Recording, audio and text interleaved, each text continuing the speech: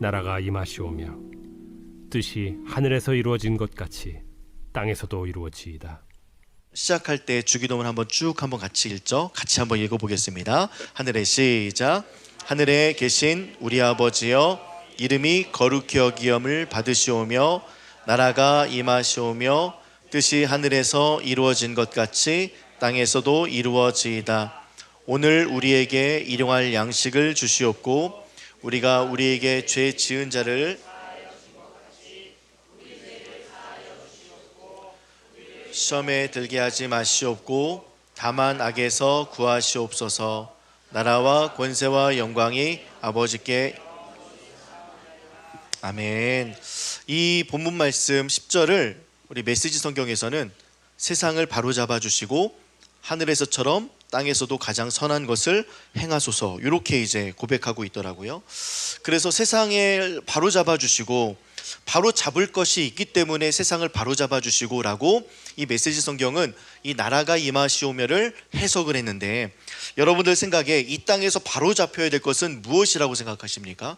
또 바로 잡고 싶은 것은 무엇일까요? 뭐 불공정한 시대가 될 수도 있고, 왜 나만 이 모양이야 라고 불평할 수도 있고, 사람들 다 잘 사는데 나는 왜 이 모양이야. 저는 막 이렇게 한번 생각해 봤어요. 이렇게 과열된 교육도 좀 바로잡아 줬으면 좋겠고, 또 물질 만능주의도 바로잡아 줬으면 좋겠고요.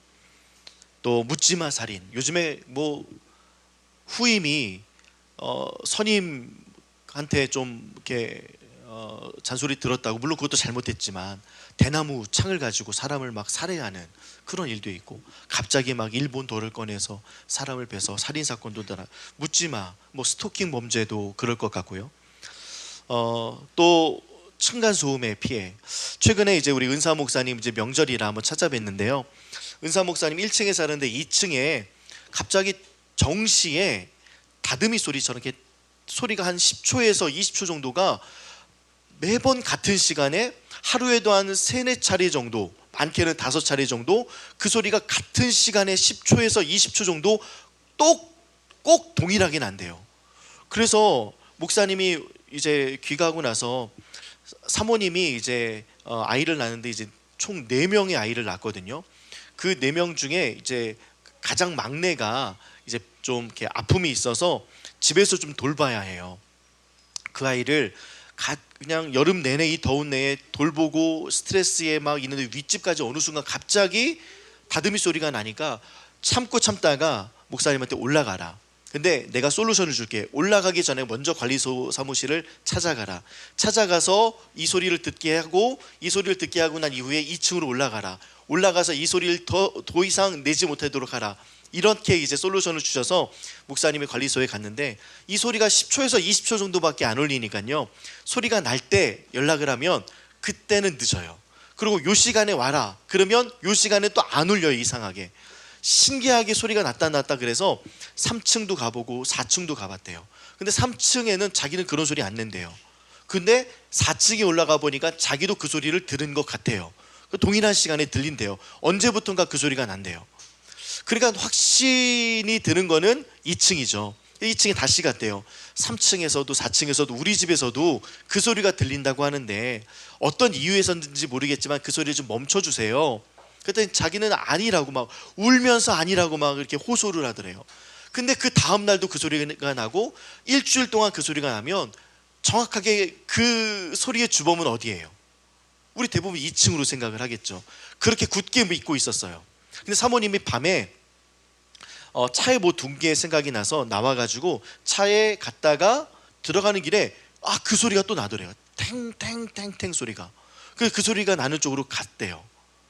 그랬더니 청소하시는 아주머니께서 빨래를 빨고 그 옆에 철 기둥에다가 탕탕탕탕 쳤던 거예요. 오해가 있었던 거죠. 사람은 겪어봐야 되는데 오해가 있을 수 있겠구나. 이런 오해로 우리가 살아가다 보니 이 땅에서 바로잡혀야 될 대부분의 것들이 오해로 시작하고 해프닝으로 끝날 수도 있겠구나. 입법을 하더라도, 국회 법이 통과되더라도 그것이 곧 우리의 삶을 윤택해질 수 있도록 하는 방향도 있지만, 그렇지 않을 수도 있고 모두 다 만족할 수 있는 것은 아니구나라는 생각을 이번 한 주간 내내 좀 했던 시간들이었습니다. 어떤 나라에 가보고 싶은가요? 라고 했을 때 우리 송유리 집사님께서 우리 미국 가고 싶다.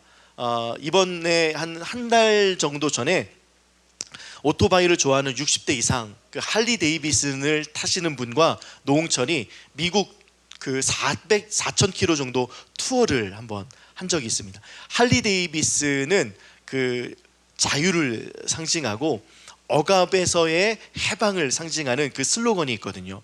그래서 동부에서 서부로 개척 정신을 가지고 이 그 66번 도로를 뚫었을 때 그 마음으로 이 할리 데이비슨을 타고 한번 4,000km를 한번 가보자. 이게 이 도전 정신의 시작이었고 이번 한국 사람들끼리 또다시 모여서 2회째 3,940km를 달렸습니다. 1962년에 만들어졌고요. 최초의 대륙 횡단 고속도로라고 해요. 그래서 동부 시카고에서 시작해서 로스앤젤레스, 산타모니카까지 이렇게 이어지는 4,000km에 육박하는 도로. 이 도로를 한 번이라도 달려보고 싶어서 그 자유의 나라, 그 억압이 없는 나라, 그 나라에서 한번 자유를 만끽하고 싶어서 기획을 했는데 트레일러 한 대가 이게 전복되는 바람에 그 안에 있는 할리 데이비슨을 못 타게 된 거죠. 그래서 사람들이 어떻게 하나 우리 주최 측도 분주하게 왔다 갔다 하다가 미국 전역에 있는 할리 데이비슨을 이렇게 수소문해 봤대요. 근데 그때 마침 1년에 한 번 열리는 축제 때문에 많은 할리 데이비슨을 못 구하고 일본 뭐 야마하가 됐든 혼다가 됐든 다른 나라의 오토바이들이 좀 섞여서 4,000km를 횡단했다고 해요.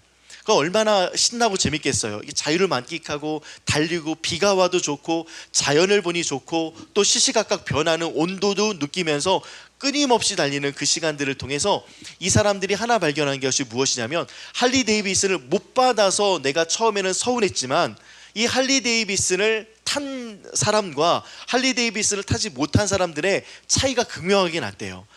몸의 피로도도 그렇고 잦은 고장도 그랬대요.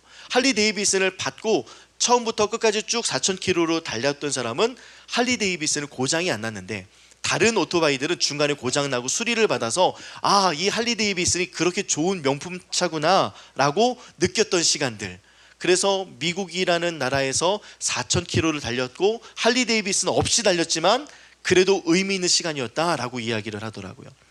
여러분들 나라를 가게 될 때 그 나라에 대해서 조사하고 그 나라에 맛있는 것, 가볼 것, 그 다음에 그곳에서 내가 누릴 것, 그 다음에 가봐야 될 관광지, 누가 가보지 않았던 현지 맛집, 또 현지인들만 알려주는 그런 곳들을 찾아 다니면서 어떤 감정을 느끼는지 조금은 알 것 같아요. 새로운 감정, 지금 여기에서 느끼지 못하는 것, 이곳에서의 탈출과 자유, 참된 자유를 찾아서 그렇게 여행하고 싶고 경험하고 싶고 또 그 경험을 통하여서 나누고 싶은 마음들이 가슴속 깊이 이제 생기는 것 같습니다. 그런 꿈들을 가지고 시시각각 여행을 가고 다른 나라에 가보게 되는 것 같아요. 저도 이제 유럽에 몇 곳에 가봤지만 아직도 생각나는 나라는 독일 같은 나라가 저는 좀 오랫동안 좀 생각이 남아요. 왜냐하면 되게 수수하고 사람들도 좀 수수하고 좀 평온하고 괜찮았어요. 무엇보다 첫날 되게 고된 비행시간을 뚫고 처음 먹었던 아이스크림이 그렇게 맛있을 수가 없었어요. 젤라또 4,000원에 먹었는데 너무 맛있고 비쌌지만 아직도 기억에 많이 나. 그 달콤함도 그 찐득함도 기억에 많이 남아요. 다시 가고 싶고 그것을 찾아가고 싶은 이유와 목적이 그 젤라또 때문일 수도 있어요. 우리는 이렇게 어느 나라에 가고 싶다, 어느 나라에 살고 싶다, 어느 나라에 한번 여행하고 싶다, 이런 것들은 지금 이곳을 떠나서 새로운 곳을 경험하고 싶고 새로운 사람들을 만나서 새로운 신비, 그 다음에 맛, 그 다음에 멋, 그 다음에 자연, 사람과의 관계, 내가 나누고 싶은 것들, 그렇게 급작스럽게 있었던 일들 또한 내 마음에 깊이 있는 기억과 추억으로 남기고 싶어서 그곳에 가는 것 아니겠습니까? 그렇다면 다시 한번 식상하지만 원론적으로 좀 돌아와서요, 하나님의 나라는요, 이 땅에 살고 있는 하나님의 나라, 하나님의 나라의 통치 가운데 여러분들은 살아가고 있는지, 하나님의 이름으로 인한 그 왕국, 하나님께서 임하신 그 왕국으로 우리의 백성된 삶을 살아가고 있는지, 이 땅도 하나님께서 지으셨고 아까 오집사님 말씀하신 대로 하나님께서 지으신 공간이 이렇게 넓은데 하나님께서는 모든 것을 지으셨잖아요. 천지의 창조주이신 그 하나님의 토지와 땅과 하나님의 백성과 그 주권 가운데 살아가고 있는지 한번 스스로에게 물어보시길 바랍니다. 많이도 말고요, 어제 오늘 이 아침만 한번 생각해 보시길 바라요. 나는 하나님의 나라에 살고 있는가? 하나님의 통치를 기뻐하는가? 하나님의 시민인 것을 늘 생각하는가? 우리 공과금 낼 때가 되면 내가 그냥 이 나라 사람이구나 생각하지 않지만 늘 거기에 묶여 있죠. 하나님의 나라에 묶여 계십니까? 하나님의 나라 속에 계십니까? 하나님의 나라의 흔적을 마음속에 담고 계십니까? 우리가 아버지라고 부를 수 없는 우리에게 하나님을 아버지로 주셨고, 그리고 난 이후에 거룩한 삶을 통하여서 하나님께 영광스러운 삶을 살아내도록, 그래서 우리의 삶을 통하여 하나님의 거룩하심과 같이 우리도 거룩함으로 인하여서 하나님의 거룩하심을 바라볼 수 있는 그 영광으로 살아갈 수 있도록 우리가 통로가 된다라고 그랬어요. 그러면 우리는 고아였고 이제 양자가 되었어요. 고아가 아니라 양자가 돼서, 그래, 우리는 하나님을 아버지라고 불러야지, 하나님은 아버지시지, 아버지로 내가 부를 수 있도록 주셨던 그 은혜에 대한 반응으로 하나님의 거룩하심을 닮아 그분께 영광 돌리는 삶을 내가 살아야겠다, 이런 삶을 살아가다가 보면 어느 순간에 어떤 모습을 사단이 그 틈새를 들고 들어오냐면, 너 그럴 만한 자격 없잖아, 너 그래도 열심히 기도도 하고 예배 생활도 하고 헌금 생활도 하고 남도 이웃도 구제하고 하나님께 받을 만한, 하나님께서 받을 만한, 기뻐하실 만한 모습과 모양이 있어야지 영광 돌리고 하나님을 아버지라고 부르지. 순서를 바꿔놓습니다.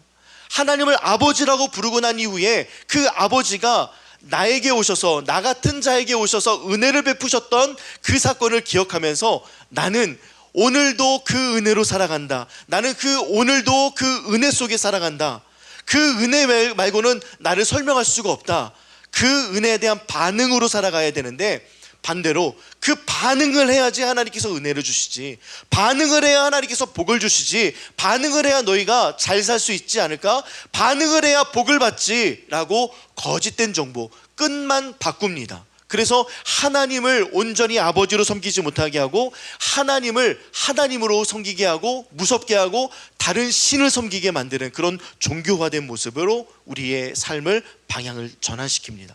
사단의 역할이죠. 근데 정확하게 하나님께서는 이스라엘 백성들을 출애굽을 먼저 하시고 십계명을 주셨습니다. 출애굽하고 난 이후, 구원해내고 난 이후에 하나님께서는 계명을 주시고 율법을 주셨어요. 그러면 이것을 어떻게 우리가 해석할 수 있냐면, 율법을 해석하고 율법대로 살아야지만 구원해 줄 게가 아니라, 구원해낸 백성은 어떻게 살아야 될지 방향과 지침을 알려주신 거예요. 방향과 이정표를 알려주신 겁니다. 너는 나 외에 다른 신을 섬기지 마, 다른 것에 우상을 만들지도 말고, 부모를 공경하고 도둑질하지 말고 남의 것을 뺏지 말고, 이렇게 하나님께서 여러 가지 십계명들을 통하여서 방향을 알려주신 것, 이것을 지켜야지만 하나님께 복을 받거나 구원받는 것이 아니라 구원받은 자가 살아가야 될 마땅한 태도. 근데 너희는 그거 하나도 지키기 힘들어. 그러니까 내 아들 예수를 보내서 함께 그 일들을 할 수 있도록 할게. 항상 기뻐하라. 여러분들 기뻐할 수 있나요? 쉬지 말고 기도하라. 기도할 수 있나요? 범사에 감사하라. 기도할 수 있나요? 어제와 오늘 속에 매일 기뻐하고 매일 감사하고 매일 기도하신 분들 한번 손 들어보세요. 할 수가 없어요. 어려워요. 그런데 우리가 왜 그렇게 할 수 있느냐? 예수를 마음속에 모셔드려라.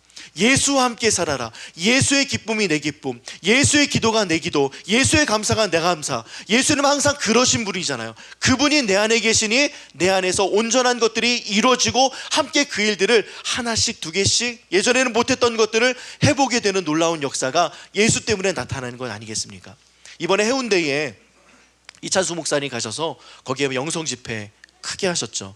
그때 예전에 김중곤 목사님이 하셨던 그 말씀을 화두로 꺼내시더라고요. 백문일답. 백문일답이 뭐예요? 100가지 문제, 한 가지 정답 아니겠습니까? 백문일답은 무엇이냐면 100가지 질문이 들어와도 한 가지로 답할 수 있다예요. 100가지 질문이 들어와도 한 가지 답, 예수 그리스도로 답할 수 있다는 거죠. 우리들의 삶의 문제의 해결은 누구입니까? 예수 그리스도.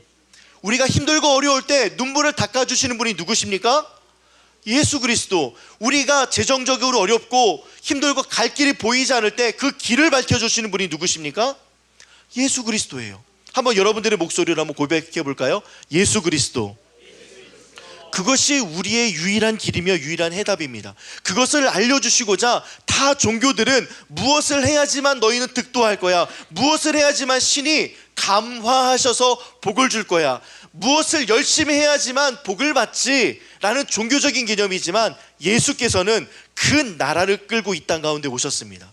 그 나라를 가지고 이 땅 가운데 오셔서 의심하고 있는 우리, 고아와 양자의 사이에서 아직도 줄다리게 하고 있는 우리, 아직도 양자의 편에 선택하지 않고 고아의 편에 선택해서 늘 울고 있고 무엇을 해야지만 복을 받고 있는 형국인 것을 마음속에 느끼고 그대로 살아가고 있는 자에게 그 나라이신 예수께서 이 땅 가운데 오셨던 사건, 그래서 하나님께서는 오늘 우리의 본문 말씀을 통하여 이렇게 말씀해 주고 계십니다.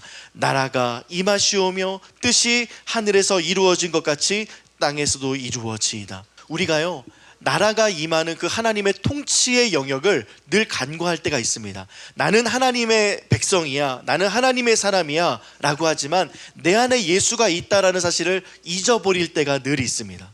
내 안에 예수 그리스도로 살아가는 것, 내 안에 예수 그리스도와 함께 숨쉬는 것, 내 안에 예수 그리스도와 함께 운행하는 것, 내 안에 예수 그리스도와 함께 늘 동행하는 삶, 이 삶을 우리는 잊어버리고 세상과 함께 보태서 세상에서 이야기하는 것들 듣고 우리는 그곳에 따라가면서 지낼 때가 많습니다. 그래서 늘 여러분들 마음속에 이 나라, 하나님의 통치의 나라, 하나님의 귀하신 나라, 예수 그리스도께서 이 땅 가운데 오셔서 온 우주 만물을 통치하시는 그 사건을 통하여서 너 혼자가 아니야, 너 결코 혼자가 아니며 너 안에 하나님의 놀라운 나라를 이룰 거야 라는 그 놀라우신 하나님의 손길이 여러분들의 삶 가운데 미치기를 주님의 이름으로 축복합니다. 나라의 수도를 정하는 것은요 정말 중요하죠. 전략적인 요충지, 문화, 경제, 산업, 정보, 이런 많은 것들이 집약된 곳을 수도로 삼아야지만 그 나라가 더 부강해질 수 있고 그곳에 인프라가 생기고 나라의 확장도 되고 교육도 이루어집니다. 그런데 하나님의 나라가 이 땅 가운데 임했는데요, 하나님의 나라가 이 땅 가운데 임했을 때 어떤 곳에 임했냐면 그 갈릴리 나사렛 그 작은 동네의 마구간에 임했습니다. 마구간에 그리스도 예수께서 오셨고 그곳에 하나님의 나라와 통치가 이루어지기 시작했습니다. 이것은 무엇을 의미하냐면 우리의 같은 마구간 같은 우리들, 가장 쓸모없는 우리들의 마음속, 또 우리의 은혜 받을 만한 전혀 흔적이 없는 우리들의 마음속에 하나님께서 그 아들 예수를 보내서 수도 삼겠다, 그곳의 수도를 삼아서 개혁시키고 변화시키고 하나님께서는 하실 수 있다는 것을 보여주시고자 이 땅 가운데 오셨습니다. 여러분들의 삶 속에 우리가 제비 뽑기라는 거 은근 많이 하잖아요. 그리고는 교회 전통이야, 제비 한번 뽑자. 요나도 제비 뽑고, 성경 곳곳에 유대인들은 제비 뽑는 거를 참 좋아합니다. 왜냐하면 누가 뽑힐지 모르기 때문에 뽑혔던 그 당사자가 신의 진노를 받을 사람이냐 아니면 신께 쓰임 받을 수 있는 사람이냐, 요거를 좀 가늠하기 위함이죠. 근데 여러분들, 예수께서 마구간에 오시고 마구간 같은 내 안에 예수가 오셨다라는 사건을 이 제비뽑기와 연연해서 생각해 보면요, 하나님께서는 이 제비뽑기에 그 어떤 것이 나와도, 마른 것, 두꺼운 것, 비틀어진 것, 끊어진 것, 그 어떤 것이 나와도 하나님은 하나님의 나라로 사용할 수 있다 없다? 있다입니다. 그 마구간에서 예수께서 태어나시고 이 땅 가운데 30년 동안 살아오시면서 3년간의 공생애를 사실 수 있도록 우리에게 기회를 제공해 주시고, 하나님께서 우리와 함께 하셨던 그 30년의 시간과 공생의 3년을 통하여 하나님 아버지의 놀라우신 일들을 이루셨던 것은 능력 있는 자나 재능 있는 자나 학식 있는 자나 많이 배운 자나 부한 자를 하나님께서 그의 제자로 부르시지 않고 함께 지내면서 평상시처럼 목수일하고 일상생활에서 늘 힘겹게 땀을 닦고 있고 누군가의 손을 잡아주고 누군가의 도움이 필요한 그 사람의 모습을 예수께서 발견하시고 보시면서 한 사람 한 사람 제자들을 고를 때 어부, 세리, 세상에서 지탄받는 자들, 세상에서 아무 쓸모없는 자들, 우리 같은 무쓸모한 자들을 쓰셔서 하나님의 놀라운 제자를 만드신 사건, 이것이 바로 나라가 임한 사건인 줄 믿습니다. 준비된 곳에 오셔서 왕으로 통치하시는 것이 아니라 왕으로 오셔서 준비되지 않을 곳을 준비시켜 훌륭하게 만드시는 것, 이게 하나님 아버지의 놀라우신 은혜인 줄 믿습니다. 그 나라의 통치를 늘 경험하시길 바랍니다. 통치가 있는 곳에는 하나님의 책임이 있습니다. 통치가 있는 곳에 하나님의 임재가 있습니다. 통치가 있는 곳에 내가 숨 쉴 수 있는 여유와 참된 자유가 있습니다.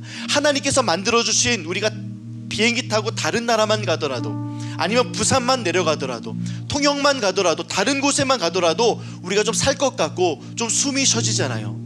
하나님의 나라의 통치로 살아가는 사람들은 내가 있는 그 어떤 곳일지라도 숨 쉬면서 살아갈 수 있고 깊은 숨을 내쉴 수 있고, 하나님께서 나를 사랑하신다니, 그 아들 예수를 나에게 보내주셔서 그 예수의 통치로 살아가게 하신다니, 그 감격 속에 살아가면서 오늘 하루를 신실하게 살아가는 그 사람에게 하나님의 나라가 뜻이 하늘에서 이루어진 것 같이 땅에서도 이루어지는 놀라운 역사를 보게 되는 줄 믿습니다.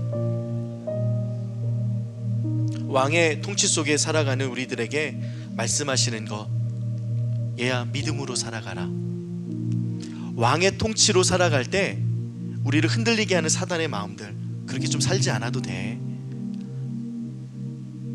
조금 유두리 있게 살아도 돼. 그냥 하나님께서 말씀하시는 것을 마지막에 놓으라는 거 아니잖아. 하나님께서 말씀하시는 거 좀 다음에, 두 번째 정도에 놔. 그리고 지금 너 해야 되고 바쁜 거 있잖아, 그거 먼저 하고 하나님의 일을 하면 되잖아. 그렇다면 늘 우리가 먼저인 것들이 선행되고 하나님인 것이 늘 두 번째가 되고 세 번째가 되고, 지키지 못하도록 사단은 우리를 늘 전략적으로 무너뜨리게 만듭니다. 그래서 하나님의 나라의 백성으로 살아가는 것, 그 통치로 살아가는 것은, 하나님 내가 당신을 신뢰합니다, 당신을 믿습니다. 세상 그 어떤 정보, 세상 그 어떤 교육의 현실, 세상 그 어떤 그 악행과 그 불법, 공정이 무너지고 상식이 무너진 이 시대에 살아가고 있는 이 삶 속에서도 하나님께서는 기도하는 한 사람을 통하여 반드시 바꿔주리라 믿습니다. 이 신뢰하는 마음으로 살아가는 것, 그 믿음, 그것이 우리에게 등불처럼 열리게 되는 놀라운 역사가 이 주일에 나타나기를 주님의 이름으로 축복합니다. 우리는 그래서, 사람들은 그래요. 너희들 오감 만족하면서 살아봐. 느끼는 감정대로 살아봐. 여러분들 핸드폰 속에 늘 AI가 알고리즘으로 만들어준 대로 살아가잖아요. 하나님의 말씀이 이끄는 대로 살아가십니까? 하나님의 말씀이 이끄는 대로 우리가 살아가야 되는데 AI가 이끄는 대로 살아가고 알고리즘이 이끄는 대로 살아갑니다. 하나님의 말씀의 부재예요. 그 믿음은 말씀 위에서 시작됩니다. 늘 말씀을 가까이 하시기 바라요. 오늘 이 한 주를 살아갈 때 혹시라도 말씀을 읽고 있다가 멈췄다면 다시 시작하시길 바라고요. 혹여나 말씀을 읽지 않고 하루를 시작하신 분은 꼭 말씀을 피시고 시작하시기 바랍니다. 우리의 영성은요, 이 성경책 속에 먼지 없음에서 시작됩니다. 늘 성경은 하나님의 말씀으로 가득하고 사랑으로 가득해서 이 사랑을 받고 우리가 살아가야 되지 고아가 안 되잖아요. 이 말씀에 우리 사랑한다라는 말이 그냥 녹아져 있는데, 이 성경 짜면 사랑밖에 안 나오잖아요. 이 성경 짜면 내가 너밖에 보이지 않아. 너를 위해서 이 땅 가운데 왔어. 사람들은 너를 다 착취하고 억압하고 뺏으려고 하는데 나는 너밖에 없어서 왔어. 이게 그리스도 예수의 사랑 아니겠습니까? 고아 만들지 않으려고. 그래서 예수님이신 그분께서 나라를 끌고 이 땅 가운데 오셨어요. 그 통치를 보여주시려고, 흉악한 통치가 아니라, 폭정이 아니라 사랑으로 감당해 주시고자. 그래서 고린도후서 5장 7절에서 이는 우리가 믿음으로 행하고 보이는 것으로 행하지 아니함이로다. 우리는 믿음으로 행하고 보이는 것으로 행하지 않는다. 보이는 것으로 행했다면, 오감으로 행했다면, AI가 나를 알려주는 대로 행했다면, 알고리즘이 나에게 보여주는 대로 행했다면, 이제는 말씀이 보여주는 대로 믿음으로 삶을 보여내시기를 주님의 이름으로 축복합니다. 나라가 임하시오며 뜻이 하늘에서 이루어진 것 같이 땅에서도 이루어지리라. 또 이 말씀 속에 어떤 말씀이 생각나냐면, 먼저 그의 나라와 의를 구하라. 그럼 우리는 늘 이렇게 생각했죠. 그래, 하나님의 나라, 선교지를 위해서, 교회를 위해서 먼저 기도하면 모든 것들을 쓸 것을 주실 거야. 그래서 하나님의 나라를 먼저 기도해야지, 하나님의 나라와 영광을 위해서 먼저 기도하면 나의 모든 필요를 주실 거야 라고 생각했지만 전혀 그게 아니에요. 먼저 그의 나라와 의를 구하라. 하나님, 나의 통치를 송두리째 하나님께 맡겨버리겠습니다. 나의 삶의 통치의 영역, 모든 삶의 영역의 통치의 주권을 다 내려놓고 하나님으로 채우겠습니다. 하나님 오셔서 다스려 주옵소서. 먼저 그의 나라와 의를 구하라. 그러면 하나님께서 통치하신다. 하나님께서 함께 하신다. 하나님께서 우리 길을 열어주신다. 이 말씀입니다. 먼저 기도할 때 그냥 하나님의 나라 기도하고 여기에 마음도 없으면서 이거 열심히 기도하고, 하나님 이것도 주세요, 저것도 주세요, 이거 원해요, 부동산도 오르기 원해요, 주식도 오르기 원해요, 자녀도 잘 되기 원해요, 잘 먹고 싶어요, 잘 살고 싶어요, 저 차도 갖고 싶고요, 이 나라도 가고 싶고요, 온 나라도 다 돌아보고 싶어요, 물질 주세요 라고 기도한다면 하나님의 나라가 무엇이 소용있겠습니까? 아직 통치가 내 안에 가득한데요. 내 통치가 하나님의 통치로 바꾸는 놀라운 시간, 하나님의 통치로 가득한 시간, 하나님의 통치 가운데 살아가는, 그래서 하나님을, 예수를 왕으로 모셔드리는 저와 여러분들 되기를 주님의 이름으로 축복합니다.